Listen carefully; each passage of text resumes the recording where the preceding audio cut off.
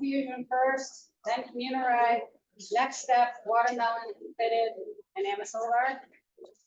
When the questions are done, I'll just quickly call up the next team to go. I'll go in the closet. I will pull up your presentation.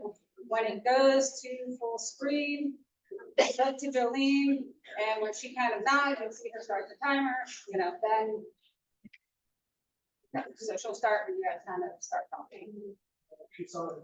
And then after you are done your 6 minutes, our judges are going to ask you a few questions.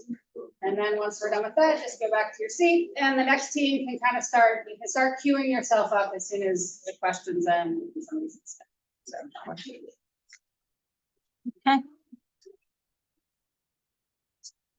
Ready when you are. Good?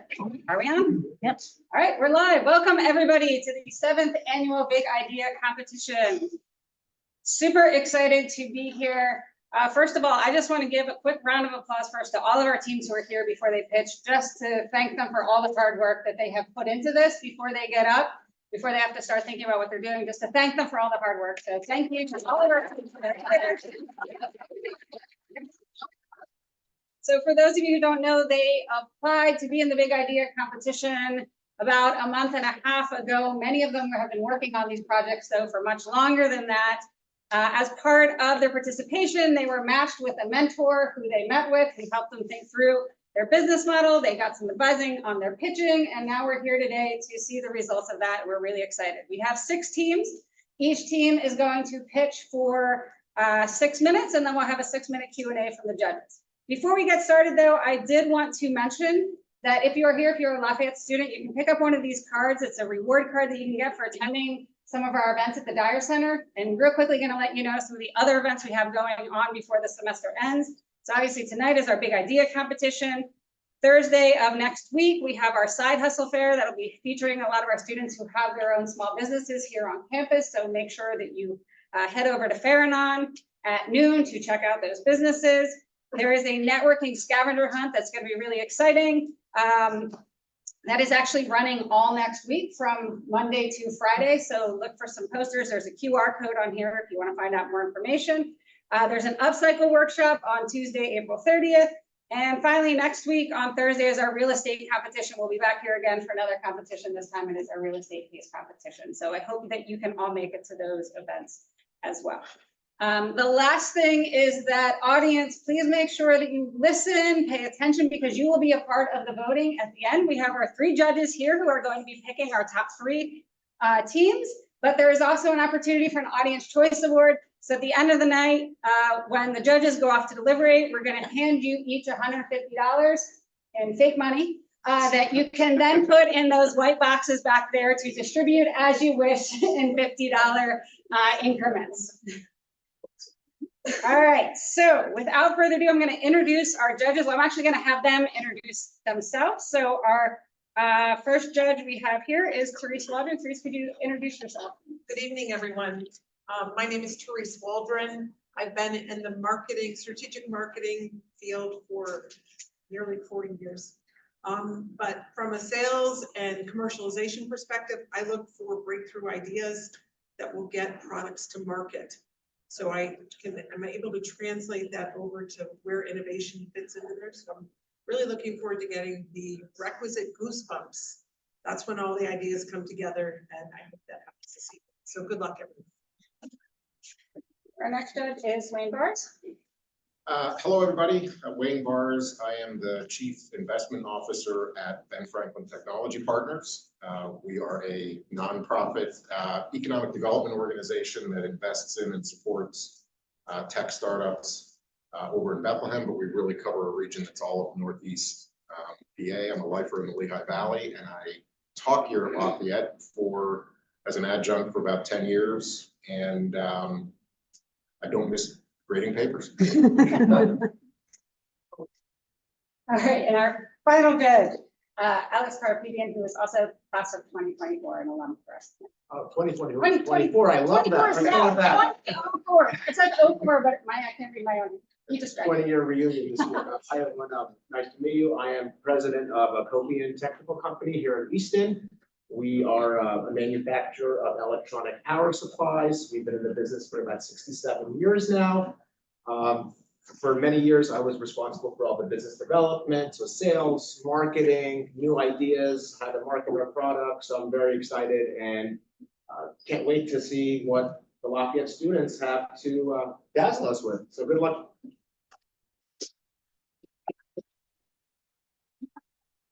And we're gonna get to the good part where you are all here to see, which are our pitches. So we're gonna start with our first pitch, which is foam fusion.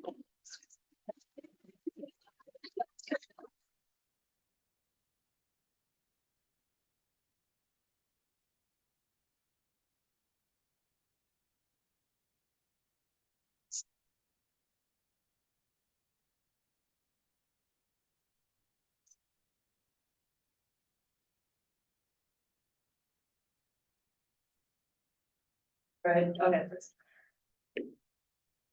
Hi, everyone, we are Film Fusion. All right, so we're here today to solve the issue of basically there's 50% of soft tissue injuries are wholeheartedly preventable in sport, out of sport, weightlifting and everything. So our main thing is we're here to say is, why do these injuries keep happening? Now, I'm an athlete here at Lafayette College and I've had countless soft tissue injuries and I can't seem to shake them. But first, let's take a look back at what prehab and rehab is. So there are many different variety of techniques now for prehab and rehab. The main three we're going to be focusing on is compression, heating, and vibration. However, prehab and rehab techniques are painful, time-consuming, and require lots of equipment, which is a quote we took from someone who completed a survey for us. We also need to first look at the market, since it's a prime and rapidly expanding market segment.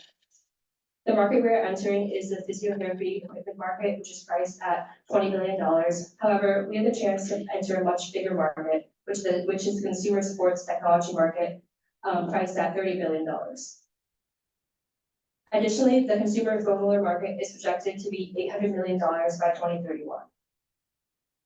So what's foam rolling? Foam rolling is self-myofascial release technique to help kind of relieve sore muscles and help relieve basically soreness and pain. So foam rolling is proven to give you a 21% decrease in injury, as well as a bunch of other menial strength increases, which when you know professional sports, collegiate sports, really any sports, that's a huge, huge advantage. So our current solutions are basically this. There hasn't been much innovation since the 70s. It's a block of foam. So they are still somewhat effective, but obviously there's a lot of ways to kind of take these and modernize them. One of the main parts of our market research is looking at competitor analysis. So we purchased two different foam rollers and took them apart and kind of analyzed the different components and what made them work. The first one we took apart was the HyperLice 3. It's priced at $199 and it does not heat, and the heating would be the selling point in our products over this. Additionally, go to the SciTech Flare, priced at $129. Although this one heats up, it does not re-affect effective temperature or the effective vibration frequency. So our foam roller would be doing both those things at a more effective rate. So that brings us right into our solution. So our solution is a heated vibrating foam roller. So we have some mock-ups of some early 3D prints and some of our technology inside. But so basically what's going to set us apart is other companies focus on pain, focus on making you feel better, comfort. We're really focusing in on the medical side here, kind of optimizing muscular outcome and providing the best performance. So our product, as you can see here, has a vibrating interior, which helps improve strength and increase blood flow by opening those capillaries, allowing more blood to reach the muscle, moving out those harmful hormones and adding more oxygen. In addition to heating, which is done through here, this is a heating tower. So basically our product's always going to be ready to use. Whenever you take it out, it's going to be nice and hot and ready to roll on. So this heat allows you to basically sink deeper in the foam roller, maximizing its efficiency and increasing your recovery rate. So our strategy. I'm Ren Monti. I'm leading this project. I'm a football player here, and I have a lot of research in biomechanics and then some startup experience. My name is Alana. I'm a mechanical engineer here, and this project is actually a senior design project. So we're working with a bunch of different other mechanical engineers to put this project together. So diving into IP here for a minute. So there are a couple design patents filed out there for vibrating foam rollers, but none that we would have any problems with competing against. And then we would pursue a utility patent for our modular design, in addition to our external heating device. And then also we would be going for a 510K for a medical device classification. So we would become a class 1 medical device in order to market to these PT offices and athletic training rooms. So our pricing, we're priced at about $449. And this will be sold through our PT offices, gyms, and collegiate athletic departments, and this would include our heating and charging stand, as well as our maximum floor roller functionality. So our costs here, this is a rough outline of what we're going to look at over the next year. So we're hoping to load the product by fall of 2025. So the bulk of our pricing here is going into manufacturing, but a good bit in legal as well, getting that testing and getting that 510K filed for our medical device classification. So our revenue projections, we'd be producing about 5,000 units this upcoming run. And there's about 184,000 customer bases out there. So that's different athletic departments, that's different programs, a lot of physical therapy offices that we'd be able to reach. So if we can sell to just 2.7% of those customers, we can reach over $2 million in revenue with about $1,500,000 in net profit. So moving forward, our final prototype will be completed hopefully this upcoming month for our in-class design. And then our 510K and patent application will follow pretty quickly after that, as long as that prototype is able to work and we can file it. And then our initial sales push, we go through there. A lot of our group has extensive experience in sport, so we'll be able to market towards those consumers. And then, like I said, the first run of manufactured goods will hopefully come in fall before the fall of 25 season for collegiate sports. Thank you, guys.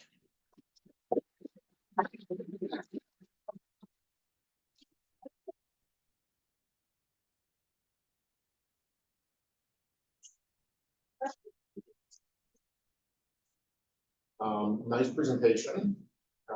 You talked about a larger product line, potentially beyond the foam roller. So it's not exactly a larger product line, it would be a larger customer base. So our initial plan is to market directly towards physical therapy offices, more as a professional medical device. And as we move along, build up our brand, we'd be able to market more towards the consumer, so direct to consumer with a probably cheaper product that we're able to produce now that we're established with manufacturers. So that would be our plan there long term. Yeah, and cost is a big problem here because your competitors have looked at for under Absolutely. $50 or under 200. About 200. So you're double that. Do any of these other products on the market have a 510K as well? Do you really need that? They don't. So the reason we're going for that classification is to justify that high price tag.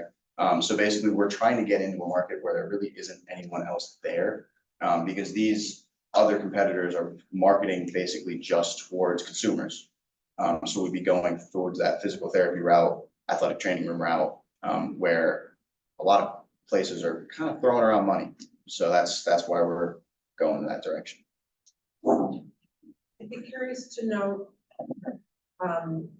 how this fits into the prevention cycle of an athlete's workout, their daily routine. Do you have any specific goals toward prevention versus just getting them right back into these PT clinics? And as a result of that, obviously this is all very much staged in how you're going to roll this out, but to me, that would be the ultimate, is to not get them injured in the first place. So. Yeah, absolutely. I mean, the end goal is obviously if we can eliminate injuries in sports, we're in a much better world. But so relatively speaking, most athletes before a lift, at least at the collegiate level, will roll out with something like this for about 2 to 5 minutes to kind of loosen yourself up. But like I said, it's not going to have as much of an effect. You're getting about a 10% increase of effectiveness by using the heat and vibration. So when it comes to sport and injury, it's a good bit. So what we'd hope to get done is after our basically rehab section is done in the physical therapy offices, we can then get into that consumer base and hopefully mass market it and sell a good bit more at a cheaper price to consumers directly to avoid injuries instead of coming in the first place. From a marketing perspective, I didn't see anything related to any aspect of launch through social or any endorsers or celebrity related spokespeople for this product. Did you have that as a part of your phase 2 or 3, perhaps? Yeah, definitely when we went more consumer facing, we'd be focused more on promotions. For right now, we'll be trying to market directly towards Lafayette Athletics. Obviously, right now, we have a good connection with me through football, with team doctors. So Dr. Slanker has been a big supporter, and Matt Bailey, who is our head athletic trainer at Lafayette College, has been a supporter and said if we come through with a product, he's happily recommended to his colleagues. So that's kind of how we're trying to get our foot in the door in that aspect. Okay, thank She's asking us. I beg your pardon. It's not, but Oh, it's you. well then. We'll just shout it. Thank you.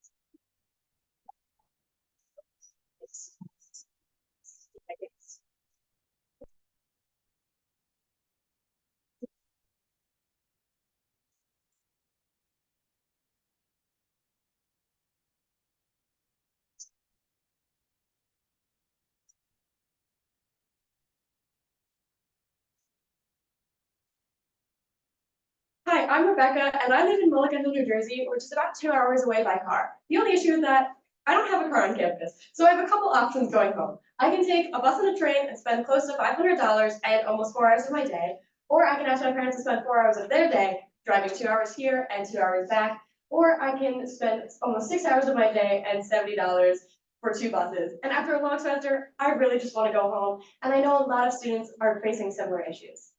After conducting a survey of over 115 Lafayette students, we found that transportation is a real issue at Lafayette College. Currently, transportation issues include it being expensive, stressful, and a logistical hassle. One student shared that their parents have to drive 10.5 hours in a day in order to pick them up so that they don't face economic burdens such as purchasing a hotel. Interestingly enough, almost 50% of Lafayette's campus is from the New Jersey, New York, and Pennsylvania tri-state area. And nationally, 70% of people go to school within 2 hours of their home, but people are still driving home individually. They may not know that a classmate is from 20 or 30 minutes away from where they live. So why isn't this happening? There are low fidelity options like group chats and Facebook groups, but those only work if you're already connected in those communities. And there's 3,200 colleges similar to Lafayette that enroll less than 5,000 students that are in a similar boat, or I guess you could say car, as us, that are facing difficulties with public transportation. We found in our survey that 80% of people would want to use an app like this, and 85% of the students that have cars on campus would be willing to drive students home. So our solution is a forum-based app called Communiride. On Communiride, you can post a ride, find a ride, and message within the app so you can find out who you're driving with and feel safe and secure. Some key features we'd like to point out are 1, a gas money calculator. So while money does not flow directly through our app, there is a gas money calculator that takes into account make, model of the car, and distance traveled to show students an estimate of what gas money would cost. Then there's also the CO2 calculator. So this emissions calculator shows students what was saved by riding together. This builds a greater sense of community working together towards the same goal. Finally, something that was greatly voiced in the survey is a mutuals feature. So this means that on a small campus like Lafayette, we're mostly friends of a friend of someone. With this mutuals feature, you can see that the person you're getting into a car with is someone to trust. We have a few quality control and safety features in our app too. So we met with public safety and asked how we can make this app as safe as possible. They recommended having driver's license checks and making sure that every student driver has up-to-date auto insurance. We'd also require them to submit a 3 or 5 year driving history so that we know that only the most responsible drivers are driving students home. On the student side, there's student profiles like Abby mentioned, so you know who you're driving with, and only Lafayette students are allowed in the app via Lafayette single sign-on, so no one random can drive you home. Our revenue model looks like colleges purchasing a yearly subscription for students. The yearly subscription costs $5,000. The reason why colleges would do this is cost and feasibility. Currently, colleges are mostly working with buses. This means paying at Lafayette at least $650 to transport one group of students to the Lehigh Valley Airport. Local events are also a key priority of colleges in which they use buses to get there. Sporting events, college downtown events are all included in this. Our app could be another option, another way for students to get to these events without the college having to spend as much money.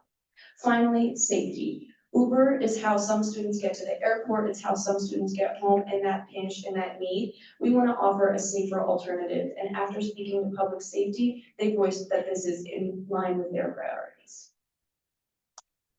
Our current competition looks like this. One, an Uber-based model. These are companies that have recently failed due to the money flowing through their app. That's why we have a different revenue model.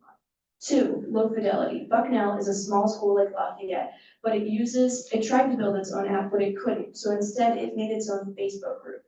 A bigger school, such as Penn State, was able to build an app in-house, but that's inefficient because multiple colleges aren't using the same technology. We hope to change that. Finally, our market entry. We hope to target local small colleges with similar states as Lafayette being not connected to public transportation. Second, we want to market to students. To do this, we're going to build strong we're going to build strong social media platforms in order to interest students and build support. Then, once we reach out to their public safety departments, there will already be interest on that campus. Hi, my name's Abby. I'm an engineering studies major here at Lafayette with a focus in management as well as technology. I hope to work on the enterprise side of the business.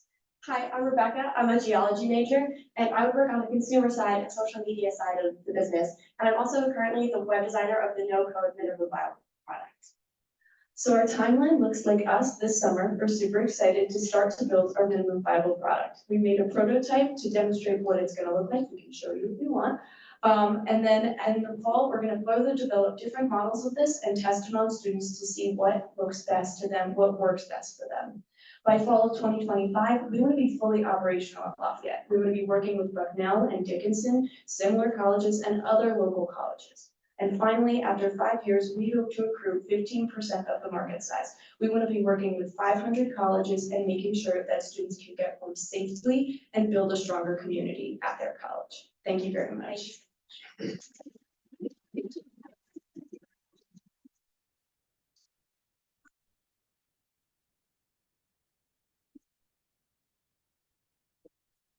May we see the general?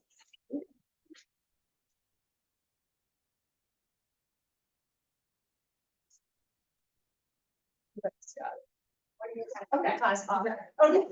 So there's multiple features on our app, and there's different tabs. So there's a ride tab, a talk tab.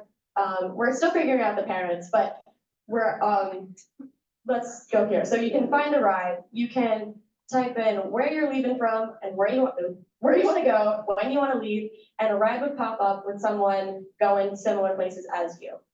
To find or to post a ride, you could go to the ride app, and this is if you want to become a valid commuter driver, and you could map out your trip, where you're headed, and then you could show other people on the app where you're going and how many seats you have available. And then, so yeah, that's a quick little rundown of our app. Two quick questions. One is, you had mentioned earlier that it's for Lafayette students, internally. Can you, for example, share with Lehigh, this is a, big college town. There's about 7 colleges right in the Lehigh Valley. So can someone from Lehigh or Muhlenberg, join and get a ride from you at Lafayette to go to, your hometown in New Jersey? That's something we've seriously thought about. So the thing, and when I mentioned fall 2024, that's where we're going to be testing on the students we're close with here, making it work for them. But as we move forward and as we build, a lot of colleges are coupled together like that. So that's something to seriously consider. And that's the whole reason why we started this. If students are traveling from the same area and going to the same place, there's no reason why they should be driving separate. Yeah, it just seemed like a lost opportunity to grow. And then the other question I have is about safety. So I saw parents up there, and I immediately thought in the Uber app, for example, if my wife is taking an Uber very late at night, she shares her PIN with me so I can track her from her destination back home. Is that something that your app would consider having so that you can share your whereabouts with whoever you'd like to. We definitely like to have that because that is such a great feature of Uber. So to include that so that your parents know where you are and just to have as many safety features as possible to make this as safe as possible. We worked with public safety, the public safety department at Lafayette to mimic what it would be like working with other public safeties at different colleges, and they supported that idea. So kudos for building the app and getting as far as you have already. I think one thing that is hard to do is sell stuff to colleges. And so I would encourage you, as you spend time over the summer working on this, that you find a way to get to some of the other colleges and talk about what would it take to convince you to buy a $5,000 app that you deploy for your students. Because I'm with you, I think you've got to aggregate some schools around in order to get students working with each other. So tell us a little bit more about your marketing strategy when you approach Bucknell. Talk a little bit more about how you're going to convince them to buy. I think our marketing strategy with other colleges is going to be similar to how we address public safety. Here, at first, it was a little bit hard to get a handle of them, and we're students. But then after reaching out to them and explaining what the product is, we found out that there's contracts they have with buses. So I think we time it to when their contracts with the bus companies near them were ending. Like Lafayette's contract with Eastern Coach is coming to a close pretty soon. So it's a window. And so that's an opportunity for change. And if you show them that we show them that we are less expensive than the buses they're gonna be paying for to the airport, to the sporting fields when there's a game, stuff like that, it's gonna make all the difference. So I think you've caught on to a fantastic concept. I love the environmental aspect of it, the friendships that can be developed, especially for freshmen and sophomores who don't already have cars on campus. So that is extremely meaningful. I just echo the idea of the consortium of we have out in schools. And also the security team here is no doubt part of some National College and University Security Officers Association. Truly. So by getting into that trade group, if you will, you could learn a lot very, very quickly and even potentially present in a way that you could ask for feedback very quickly. So I try to find out that schedule as much as possible. And your calculators I thought were terrific because it's hard to put a price on, well, what do I contribute here?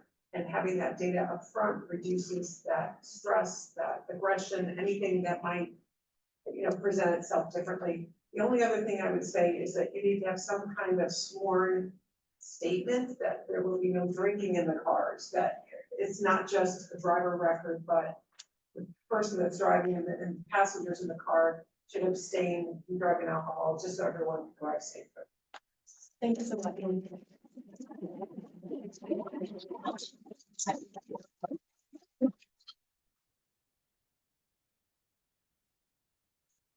We have next step education.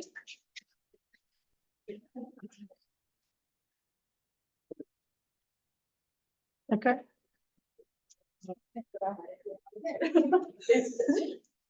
Can you send this one?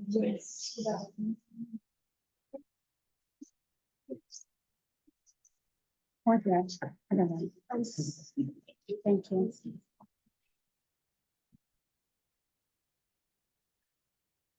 Right? Begin. Hi, I'm Alan Fox. I'm Luca Ferrucci, and this is our affordable college admissions consulting agency, Next Step Education. So the first thing that we want to point out is the problem that we're trying to address in Next Step Education. I'm going to point out two statistics right here real quick.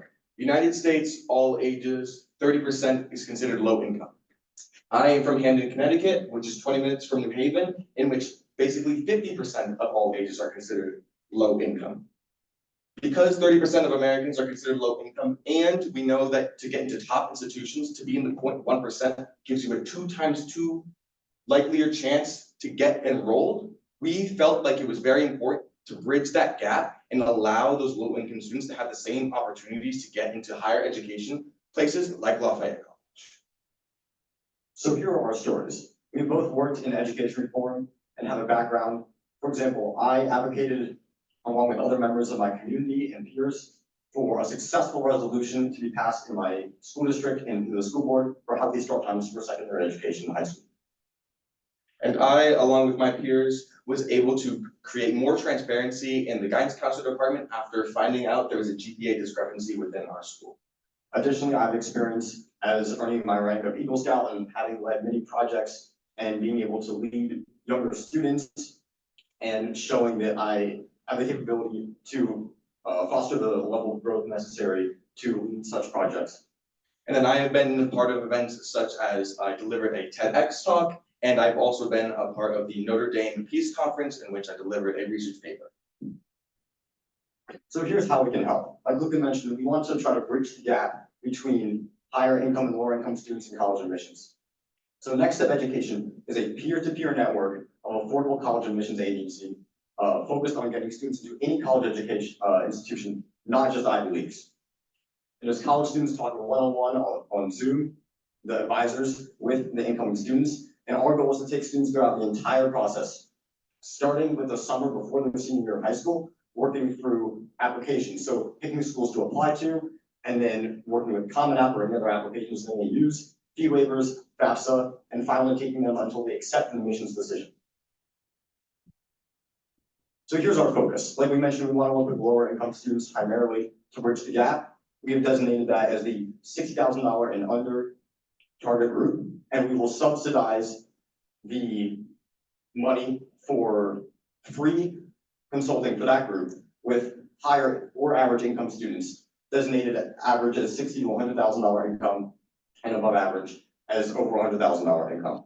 So in order to provide a free consulting for the under 60,000 group, we're going to rely on a sliding scale pricing model based off of the annual household income of the students, in which the formula that we created creates a $400 total service charge fee for our services at the $60,000 mark and a $1,000 fee at the $100,000 annual income mark.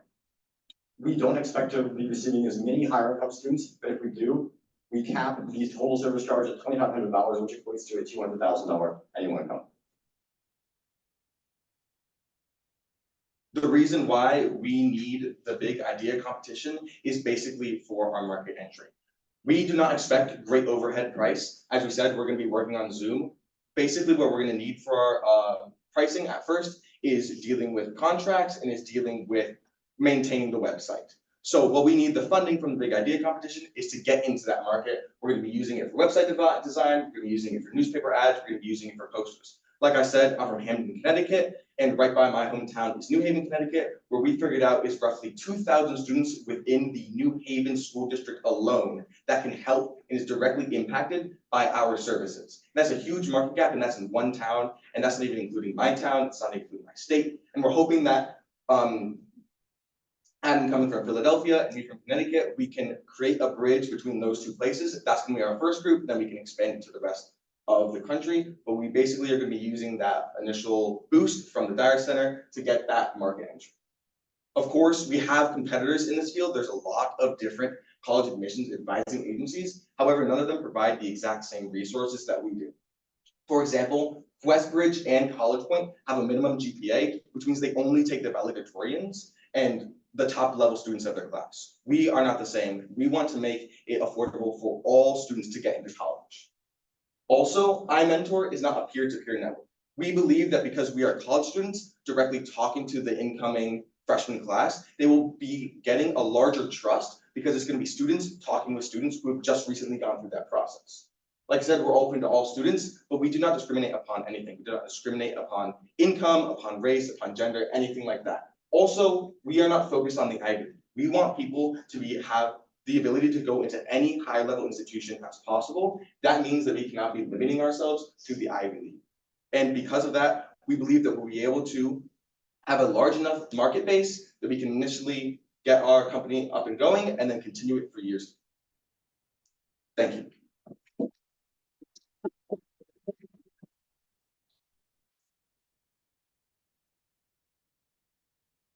You guys seem to have a little bit of passion around this. Yes. What I don't think I heard was how you're going to deliver services. What exactly are you going to do? Is it all going to be, I mean, I saw peer-to-peer, but is this all going to be sort of in person? support, or will there be a lot of online content? So we're planning for it to be exclusively on Zoom. Students can go to our website and they will book a meeting similar to how the Dyer Center actually runs their meetings, where you set up a Google Calendar, they can pick a time, it sends a link straight to their inbox. We have a plan for up to, where they can have fewer if they don't need as many 40 meetings as part of the total service charge, which we initially projected to be roughly once a week from July of the summer before the senior year, and going through if they apply regular decision. If a student gets an early decision, then they won't need to be with us all the way through May. In which case, that's fine. They've completed their journey through the process. But yes, it'll be Zoom meetings planned only exclusively on Zoom. Yeah. So then it'll all be one-on-one kinds of conversations. So as you look ahead and as you project growth here, you're gonna have a lot of people that you've got to have in the stable ready to jump onto a Zoom with lots of students showing up. That could get really expensive unless you really think through the cost side of that. So just something to keep in mind as you go. The other thing I'll just suggest is, as you promote this into communities all across the country, there are organizations that are generally known as community action agencies. They get involved in all sorts of anti-poverty initiatives, affordable housing, food banks, et cetera. And a lot of them get into the schools and get involved in education, especially again around low and moderate income students. So I think you want to look for those as you go community action agencies. We have found a couple places that do similar things to us, but they are strictly towards that community, and they are, since they're grounded in that one place, they have a physical location. They do not have the same ability to expand across the entire market of the United States. Well, I'm not saying they're competitors, I'm saying that they are a conduit. Oh, in their okay, yes. community, right? Because there's one active here, for instance, that's active in the Houston area school district, takes students out to colleges to get them on campus that might not otherwise get a chance to do that. So there are already organizations that you might be able to leverage as you point. Yes, I know. Having witnessed the college admissions experience for 19 years, and then, with my own 3 adult children, I would just encourage you to start this process in the sophomore year.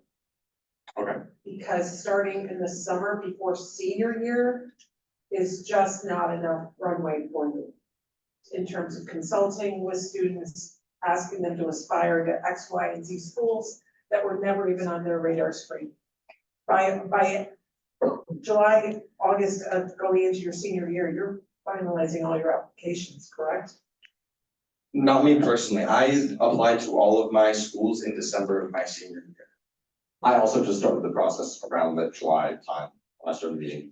Yeah, I would just encourage you to give yourself some runway. You've got a big product to sell, and you want to be sure they understand how you can help them. If you don't have enough time, it's not going to create fairness or give you the results you're looking for. Really quick question. This is a very tough time when students are applying to college, they have so many questions. How are you allocating the time for each student? I mean, is the fee a one-time fee, or is it throughout the entire course of the application process? How's the time management dealt with in this case? Yeah, so we have an agreement that an advisor, which would initially just be the 2 of us, which we would, if we had more clients, we would bring on more people that we would thoroughly vet. We can only take on 20 at once because we don't want to have such a massive pool of students that we have to address the needs of, and frankly, it wouldn't be fair to the students if we took on too many at the same time. The fee was a total service fee, so if it was a $100,000 income and it was a $1,000 total service fee, that could be paid at once when they finish the process, or in 10 equal payments if they wanted to. It's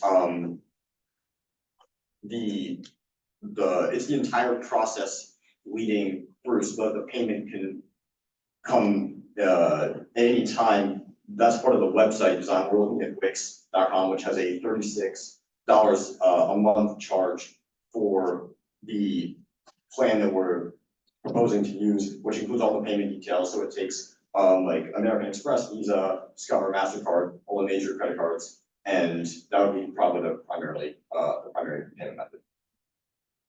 Okay, but this, okay, that's what. Team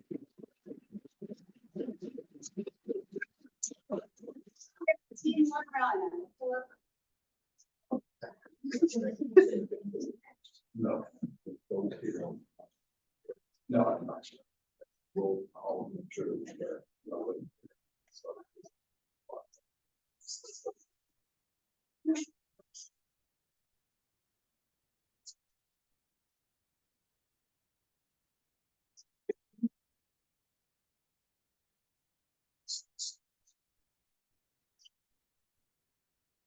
Can you just unmute that? Can you just unmute that?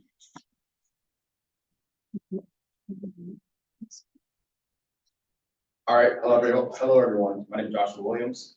And my name is Kwame Otuopia, and today we're pitching to you water. So this is the problem. As college students, we often find ourselves looking like the people in these pictures. Lost, overwhelmed, and stressing out about things that we can obviously do. And why is that? Well, it's because a lot of us are horrible at long-term time management. I mean, when a professor gives us an assignment or for a project that's due 5 to 6 weeks down the semester, guess when most of us think the best time it is to start looking at it? 3 days before, or even better, the night before, thinking that, yes, I'll pull an all-nighter and I'll get it done and I'll do it. But what usually happens is we end up looking like this gentleman right here. Overwhelmed. It's overwhelmed with all that we need to do that we can't slow down and think of a plan for what we need to do and how much time we need to allocate for it to all get done. During those moments, our systems like Google Calendar and our sticky notes and our agendas, they won't save us because they depended on us to know to start the assignments on time. But what will? Welcome to Watermelon, a sweet and refreshing solution that is alternative to student task management. First of all, with Watermelon, you will never miss an update or an assignment from the teacher. Our app takes and integrates data directly from your school's Moodle page, your Moodle pages, Canvas, Blackboard, and by scanning in your PDF of your syllabus to populate a user-friendly feed that can be organized and filtered by class. And give you in-app recommendations for assignments and reminders to keep track of by reading the text from your teacher's updates. Secondly, the app provides what all of us in moments of stress are looking for: someone to tell us what to do. Our app will provide you recommendations for what to work on, what order to work on, how long to work on each task before you burn out, the goals of what you should try to achieve within those work sessions. It factors in long-term deadlines, and it is based on self-reported data that is analyzed and collected from our app's virtual study rooms.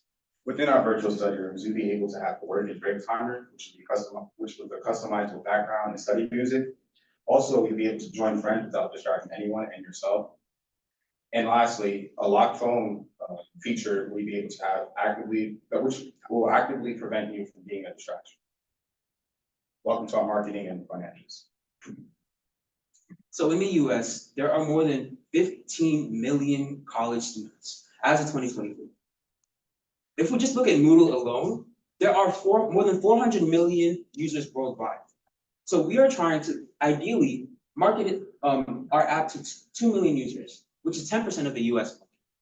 Our cost will consist of development, integration of the APIs to Moodle and other platforms, as well as the use of natural language processing models from OpenAI to parse and understand the text from the updates. It will also includes marketing and advertising, which we estimate to all come out to around $2,000 to $6,000 a year for the first 3 years. As for our monetization, we'll be able to curate mostly to college and high school students using advertisers in Grammarly, Hulu, Adobe, and Spotify. Students will also have in-app purchases, which will be able to have more customizable backgrounds, sounds, and social features. Our growth assumption is that our value hypothesis will be students will be able to utilize the app and its functionality within high stress and challenging situations. And how do we expect this app to grow? Well, we assume that when we introduce it to one student, we assume that our virtual study environments will be catalysts for the app's growth. As we introduce it to one student and one student uses it to study, they'll want to invite their friends to study along with them. That friend will want to invite another friend, causing a chain reaction and causing this app to grow and expand across campuses. What is our growth plan? In year one, after its development, we plan on rigorously testing the app with a small representative cohort of Lafayette College students to ensure that its features are applicable for each type of student and major. Within year two, we plan on expanding to at least 40% of our college campus by introducing it to Greek life, to sports groups, and to general student clubs, bodies of which students are already friends and are already likely to use the app together. As for year three, we do plan on expanding within the entirety of the East Coast. As for our competitors, they don't provide the same utilities and functionality that we use, such as space to record assignment details, connecting to our school platform, automatic assignment creation and alerts, recommendations, and a study space with music, backgrounds, and other sociable features. Why us? We are a team of hardworking programmers, including our friend Aliso, who's abroad and can't be here today, designers and thinkers who have built projects in the past. We've been experiencing this problem our entire lives, and we believe it's time for an adequate solution. And lastly, we want a future where all students have a strong support system during times of challenge. That way we can get back to less all-nighters with free time and more efficient work, less anxiety, and better grades. Thank you.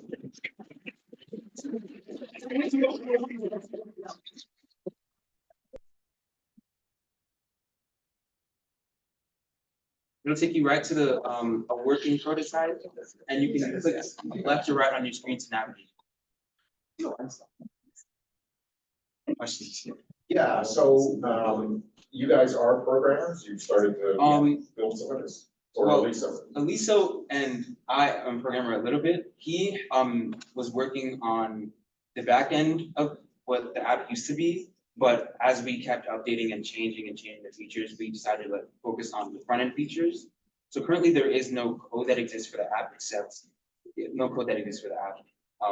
but yeah, we are coders. Yeah, so first of all, I should have started with this, I love the idea, right? And this is not just in the end for students, it's for every chaotic life that's out there in America and around the world.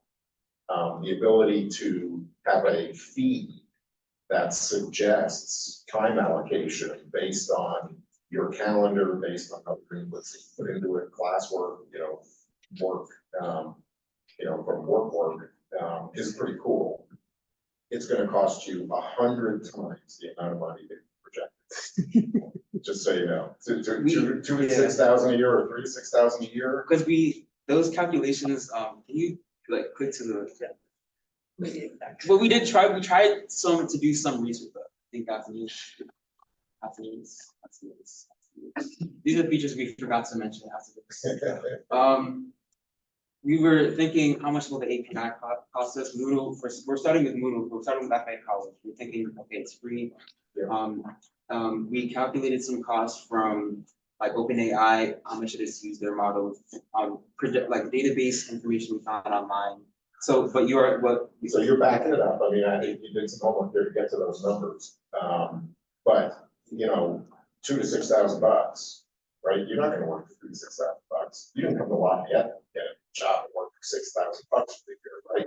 So you're gonna have to have people, or you're gonna outsource it. It's just super expensive to get there. So I would, as you start to think ahead on this, and we didn't talk a lot about revenue, you talked about in-app purchases. I don't know, subscription, or you're not, it doesn't sound like you're gonna sell with schools. But where's the top line gonna come? And take risks, costs that you're gonna. I do love this idea. Like Wayne said at the beginning, it's an everybody problem. I have a Post-it note on my desk right now. I have a Google shared calendar, and then I have my kids' sports on Team Snap. If you could think a little bit more about this idea and expand it to maybe include not just students, college students, but just adults in general, with all the different apps we have that are scheduling related, and have it all kind of come together in Watermelon, I think I would get it, because everyone is just so busy and has so many things going on, it would be fantastic. Dinner with so-and-so, practice for your kid here, business meeting, I think it's a great app and a great idea. I would just echo the fact that you looked at various time frames of productivity, which I think is a brilliant aspect of this. First of all, every one of you has a zone of the day that you are the most productive. So how do you manage around that and put all your extracurriculars in those inefficient time periods, as an example? I think your branding and identity is really fresh intentionally, but I think it's memorable. I really think you have something here, but I'm with my colleagues here. There's no way that you're gonna get this into the market for the budget that you've identified. So that will take a little reworking, but you know, I think you've really captured something important.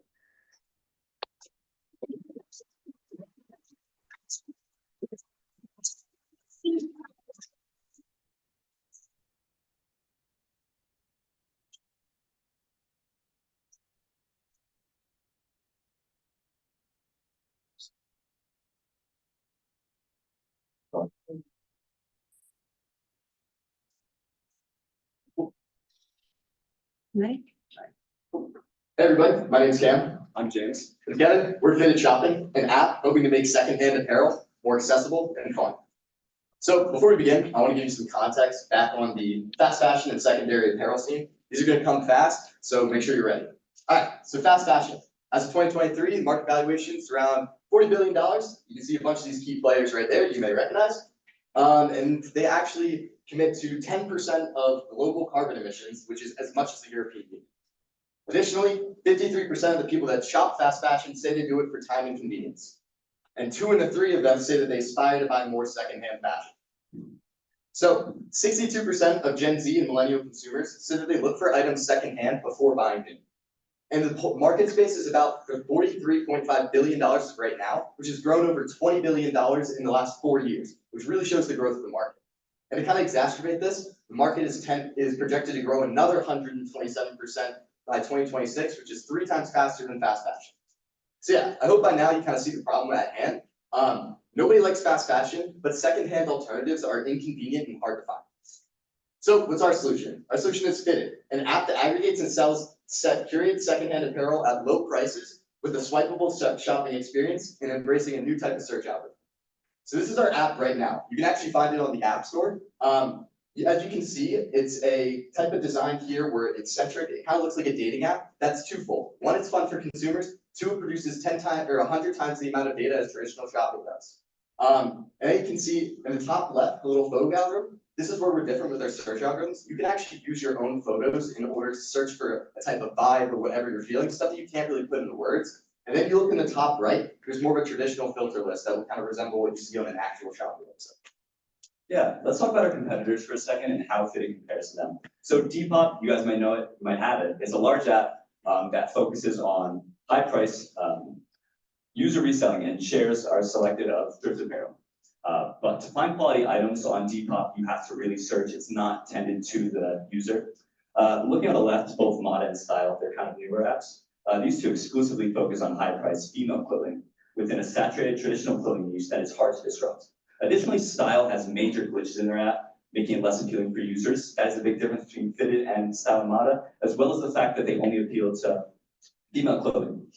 Fitted is combining the fun swipeable UI of Moda and Style with the underdeveloped scattered online thrifting market, posing a unique value to consumers by creating the first fun, large-scale aggregated thrift marketplace without forcing users to dig through undesirable clothing. Let's move on to marketing strategy and how we want to start marketing here. We want to start on Lafayette campus with our first 1,000 users. To start obtaining our first users, we will plan to reach out to side hustles on campus. Lafayette Sustainability Thrift Store, which gives cheap to free options to students just to gain a start user base. To partner with them is to allow us to have more direct feedback to our to students on campus and conversation will be spread through this, as well as support both the sustainability thrift store and Lafayette Sciences. Now going downtown, object history, second base vintage, yellow balloon. You guys might have been there before, but the problem is there's a hill. Students are a little bit lazy with that, and they might not go down. So an easy connection is an app. The goal would be to bring thrift stores to students without making the students go downtown. The outcome, more buyers for thrift stores downtown, as well as more users for us. And also a more connection with downtown to students uphill. Now, as we get bigger, past 2,000 users, we'd like to start branching out into social media. For Fitted, our audience is largely young people looking to thrift, and what better way to find them through online media. Most efficient use of money is to connect with social media accounts ranging from a 30 to 200K following, looking to advertise for product through the followers. This is what we look to use our big idea competition largely on. As we grow larger, we will work with larger influencers, and obviously we will also maintain our own social media presence, focusing on short form, consistent content. Going back to style, their app actually made it very big online. However, when users came onto the app, there was nothing to back it up, and they did not contain that user base. We would make sure that we have a consistent app before going out to social media influencers. Yeah, so with this, obviously our revenue models is gonna change as we grow. I'm gonna focus more on like the lower type scenes, because from experience of failed startups before, the long-term stuff's always gonna change. So initially between 0 and 2,000 users, there's low revenue, low cost. Since we're developing the app in-house, we can make quick agile changes, and we're not incurring the $20,000 to $40,000 cost to develop an app through freelancers and the maintenance cost that goes along with that. So as we reach 2,000 to 30,000 users, we start to integrate AdSense. Shopping is one of the largest AdSense areas, and from projections there from Google AdSense, you mean at 2,000 users, you can make $600 per month. At 30,000, you can make upwards of 10 grand a month. So continue this through the 30,000 plus. We'll really start to integrate with the AdSense kind of like internal promotions and boosts, kind of like how dating apps act now, where you can promote your profile and things like that, except allowing our vendors the option to promote their own clothing.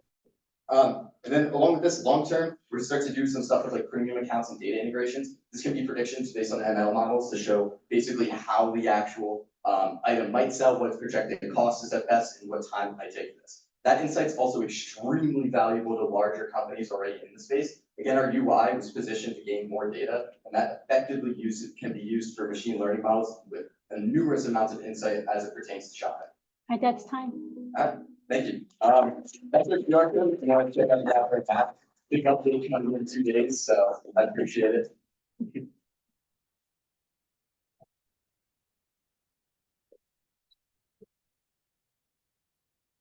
So I was digging it, and then I got a little bit lost, because I started to think about, wait a minute, where's the inventory coming from? And then you got to, it sounds like secondhand stores, and then I started to wonder, well, how are you going to bring all that information onto the app? So tell me a little bit more about it. Yeah, so so we reverse engineered Shopify's websites. So any Shopify website that currently holds all this, which is where a lot of the like scattered curators are posting these things, we can integrate in with basically click a button. I need to copy and paste their URL and I can download the data. We're currently running on a serverless function that runs every 12 hours or so to re-up this data. Currently it's paused for the new big update. And so that's basically how we do that. Currently, we're working with a company called Thrifted Threads that has about 4,000 items in stock. So that's what our current inventory is. We're debating as far as curation, whether we onboard more vendors or start to integrate our own bulk pricing for thrifting items, because you can buy those online and then basically we don't make any money off the clothing, but we make money off the ads and the insights generated. But for right now, we're looking at vendors. When we work with a local area, we'll make a shift from moving away from Thrifted Threads when we're doing our trial period at Lafayette, and more towards the thrift stores in the local area. All that needs to happen there is just connect their Shopify stores. Okay, there's a lot going on there, and if we had more time, I'd be really digging into it. I don't think you want to be dealing with inventory yourself. No, that's why we did that. I love the idea of connecting to, and are there competition?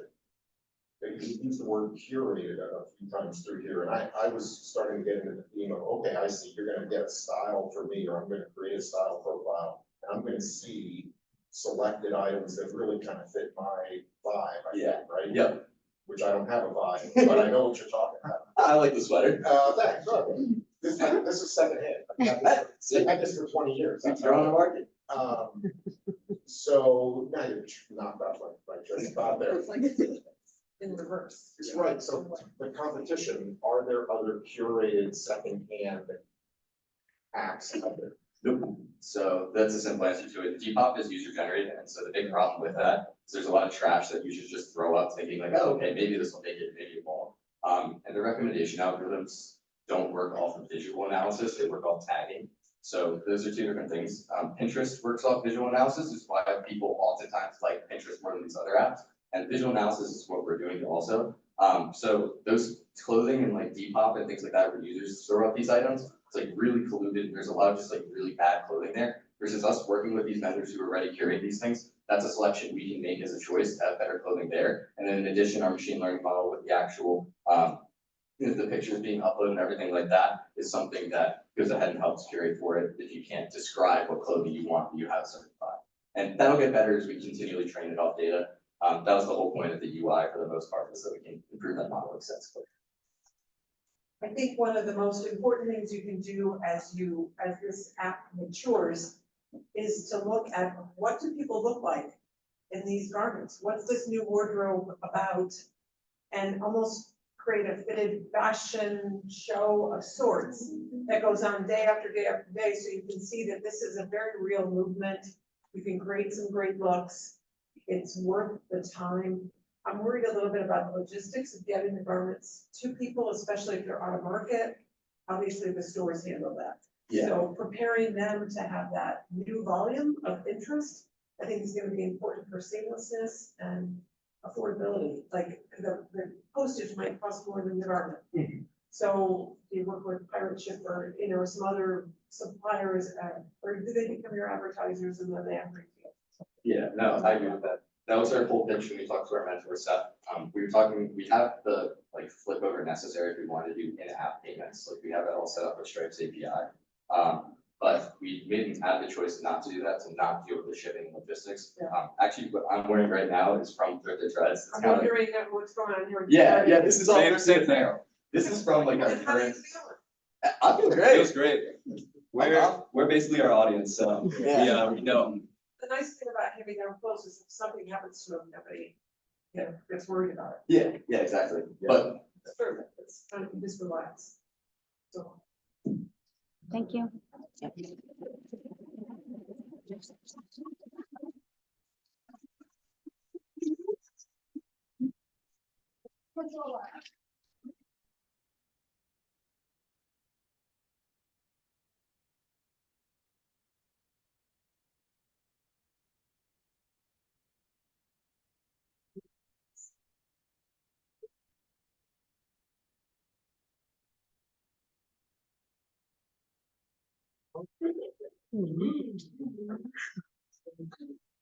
Imagine yourselves living here.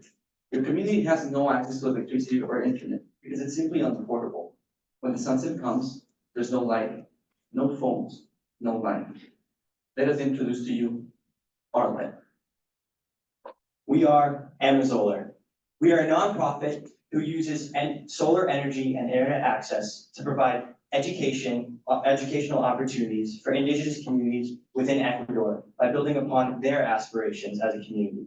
So let's meet the team. My name is Carson Belair. I'm a freshman engineering studies and economics major, and I was born and raised in Saudi Arabia and spent most of my life abroad.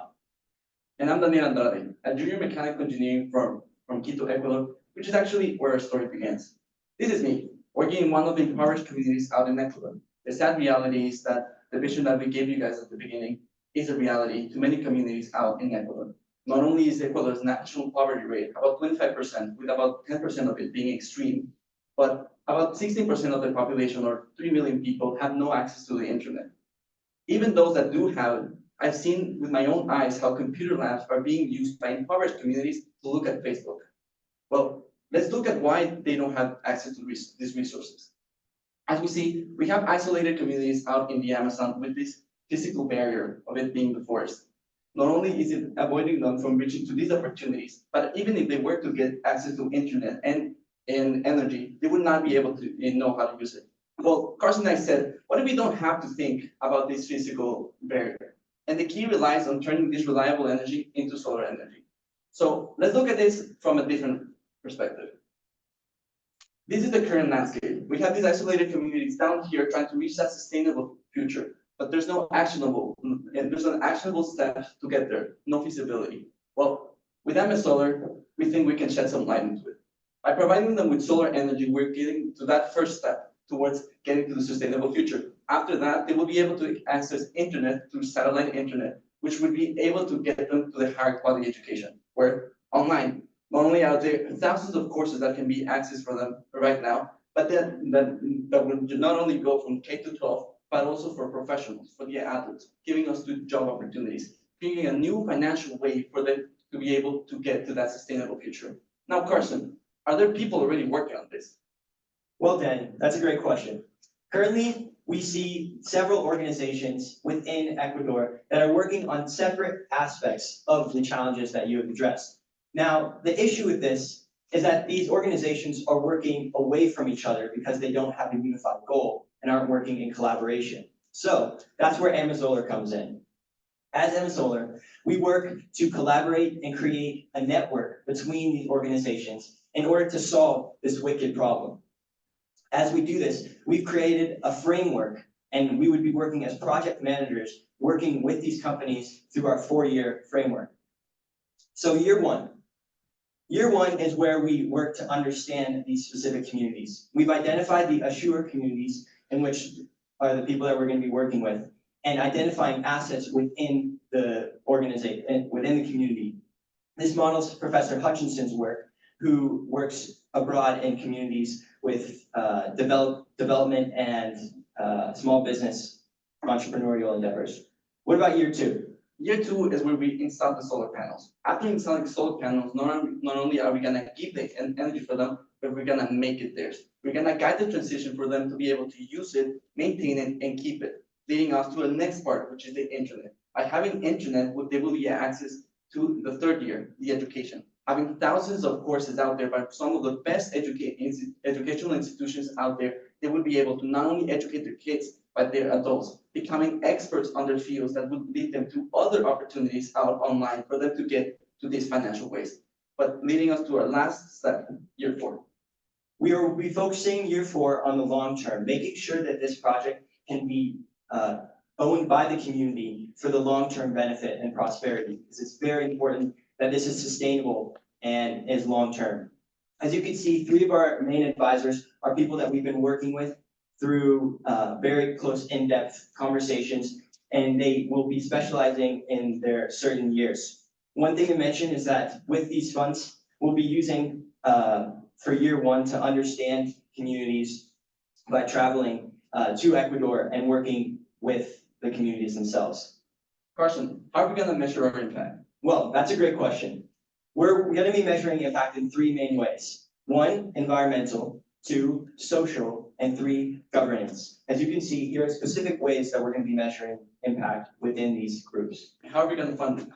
Well, we're looking towards 2 base fundings. 1, grant-based, and these are research grants that we are looking that are specific to organizations within the Amazon, as well as investment-based sources of funding through private investments and for-profit organizations like our community partners. But Danny, what would you say are some of the next steps that we'll be taking? As co-founders of Amazolar, we're gonna be leading that year one. I'm gonna be personally traveling back to Ecuador to understand their community, understand our partners, and for them to understand us. Which is when you come in as our investors, as our supporters, as part of this change.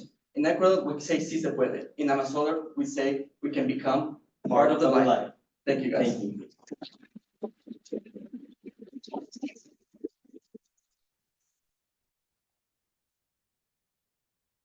That was really great, and, Thank you. yeah, very fantastic. I do have a question about steps 2 or 3. So if that's a big jump and it has to happen, how is it gonna happen when we go from solar energy to the higher education? Is it a classroom setting? How's the community going to receive this education? Talk us through that. That's a great point, and that's why we have our partners. So here we can see how, first of all, after getting them that energy and then having access to internet, we get to education. how do we deal with that education? How do we guide it? Through our partners. We have already people working on the higher quality education like Fundación Yanapac Yachachi Kuna, which is a Quechua name. They are the ones that already understand how education should work for these tribes. We don't claim to be experts on these areas, but we know the framework that we can get for them to get to that future. In addition, we'll be using MOOC classes, which are online classes that are free, taught by many of the Ivy League institutions. And this would enable free online education for these communities for academic purposes, financial and professional goals. So I'll just say that I love the interplay between the two of you. You know, I've sat through a million presentations and where there's two people and they just sort of hand it back and forth. I love the asking the question. That was very clever. I haven't seen that before. I'm just gonna say, you know, implementing solar energy is sort of the first thing because we need stable power supplies. I mean, I would think that there are large utility companies that may have already tried to solve that because there's money to be made in it, no?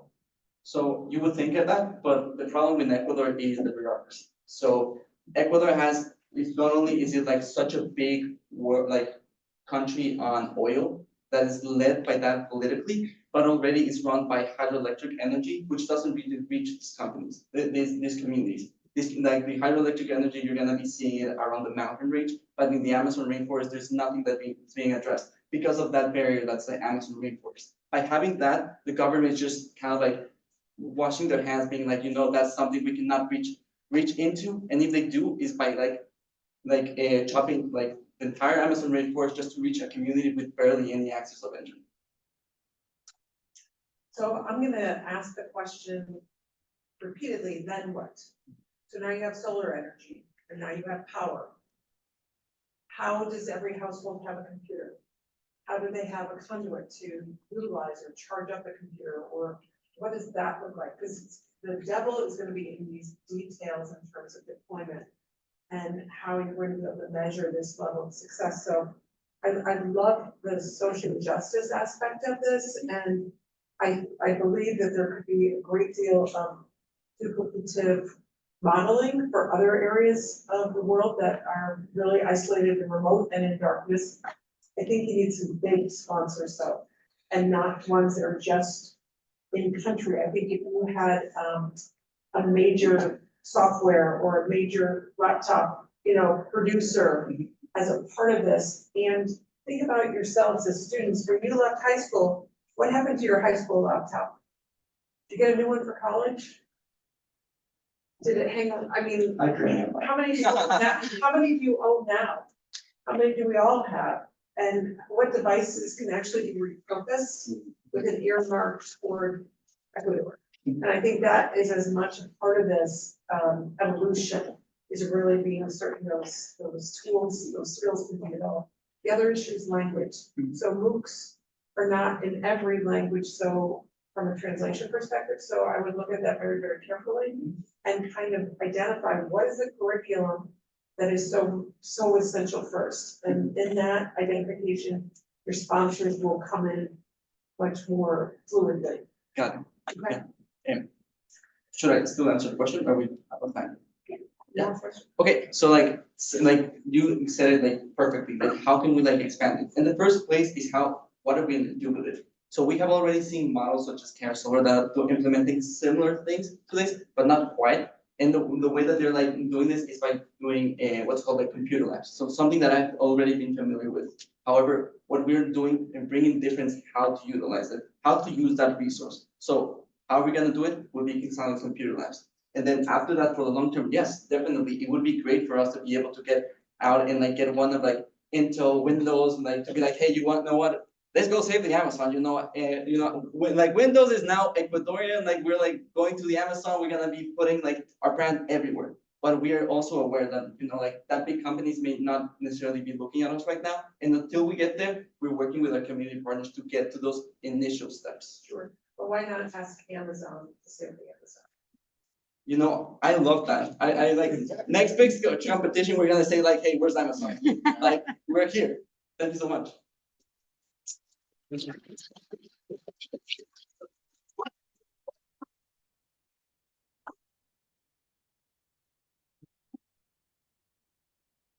Thank you, everybody, and thank you to all of our teams. We are going to take a moment. Don't get up just yet, because if you are in the audience, we're gonna pass out some money for you all to vote for your favorites. Who would you invest in? Who would you support? And I'm gonna take our judges back to the judging room. So just give us a couple of moments. And as you vote, you can also grab some snacks in the back.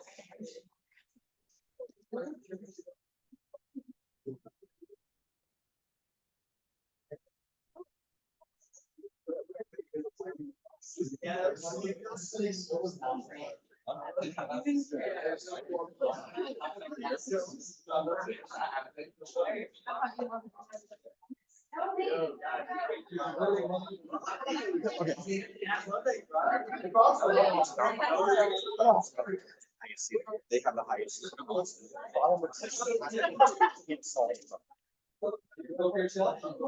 I would too. Clothing money. Boxes are back.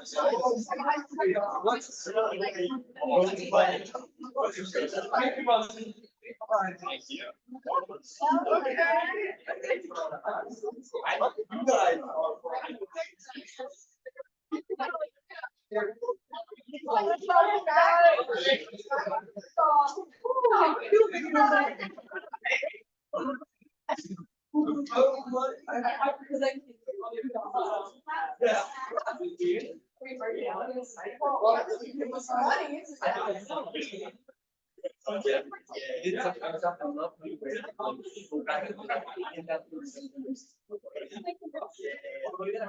What do you guys think?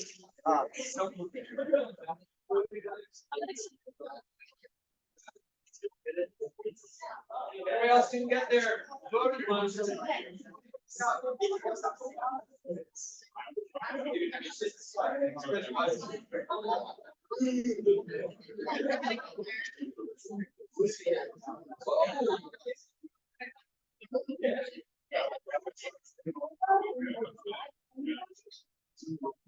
Everybody get their voting ballots?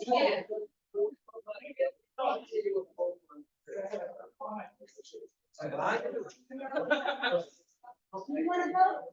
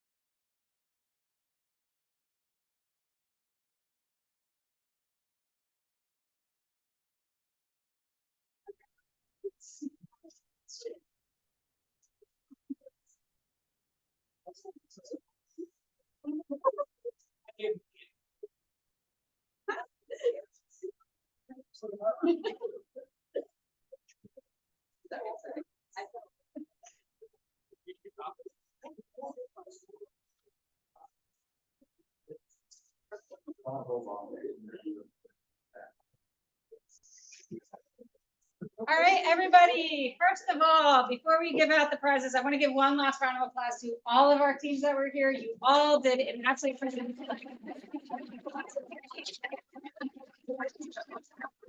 I think the judges would agree it was a difficult choice to pick out the top three from the six. Yeah, I wasn't sure we were gonna get out of it. All right, so what I'm going to do first is announce the winners of our Audience Choice Awards, which you all voted on. So I want to congratulate Emma Solar for winning. Get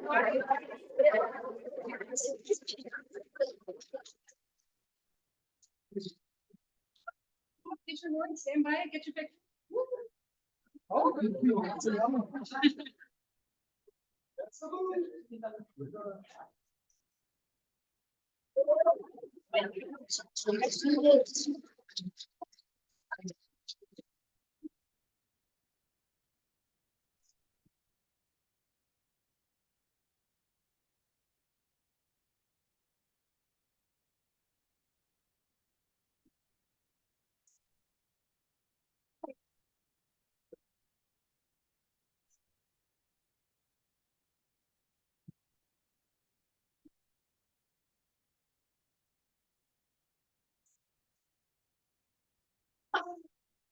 All right, our third place team who wins $250 and this absolutely lovely.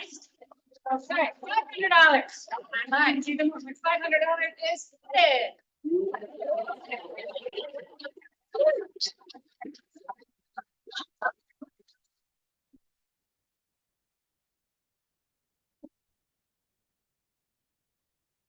Thank you.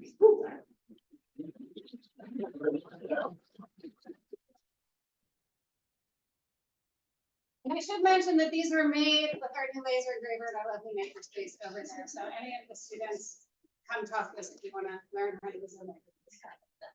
All right, in second place.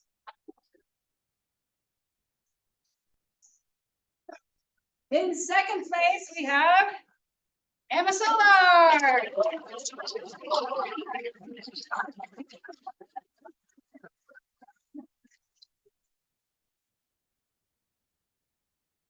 I get the flag. You gotta beat some flag. He's going back home. Gotta get checking it too. Fantastic. Thank you so much. Thank you very much.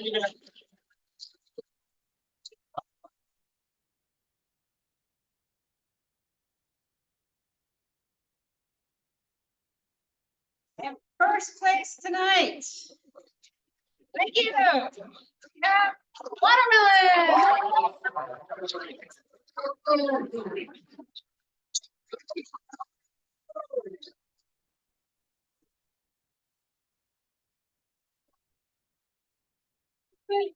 Let me get check.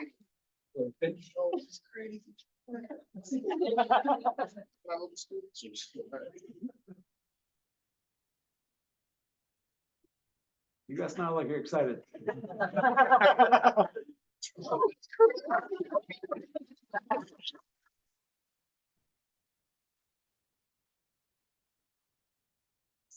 Thank you, everybody who came out tonight as well. Thank you to everybody who joined us online. We had quite a few people online, including a lot of your mentors who I know are really excited to see the work that all of you did. Congratulations to all of you. And the other thing I also want to say is whether you won tonight or didn't, the Dyer Center is here to support your endeavors as you move forward. So we hope that you do continue to pursue them.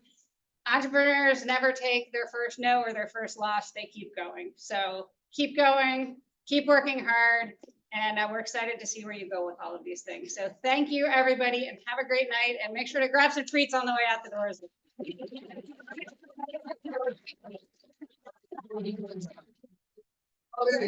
Oh.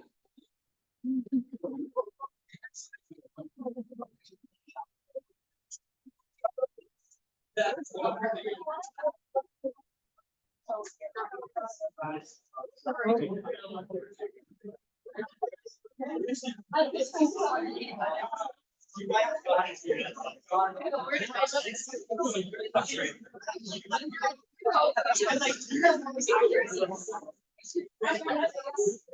you.